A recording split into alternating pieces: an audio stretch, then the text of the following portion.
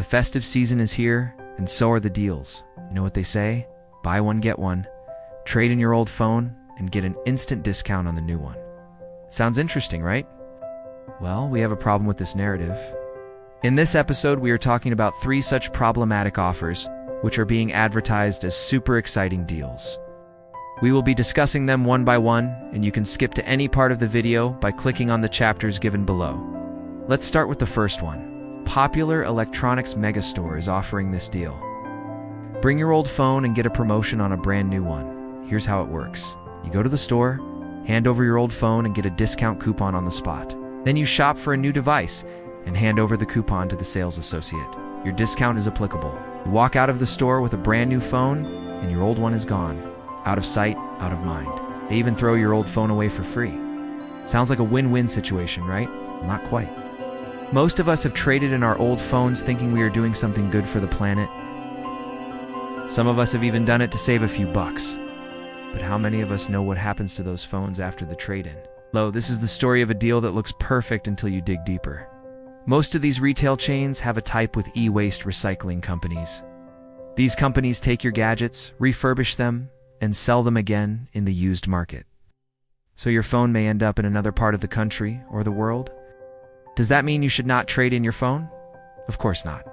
It just means you need to be more aware. What if your phone is not refurbished but dismantled? What if its hazardous components are not removed but dumped into landfills? Hello? Welcome to our show. It is hard to verify the refurbishment process of these companies. Plus, they do not have to follow any e-waste rules. Let's try and understand. Every product has a life cycle. Products like mobile phones have components that wear out faster, so they need to be replaced sooner. In case of mobile phones, this also means that they are most likely to be discarded. And when we talk about discarding, we mean throwing them out. So how often do we actually throw out our phones? According to a recent survey, people hold on to their phones for an average of 2 years before trading them in or upgrading to a new model. And how often do we upgrade?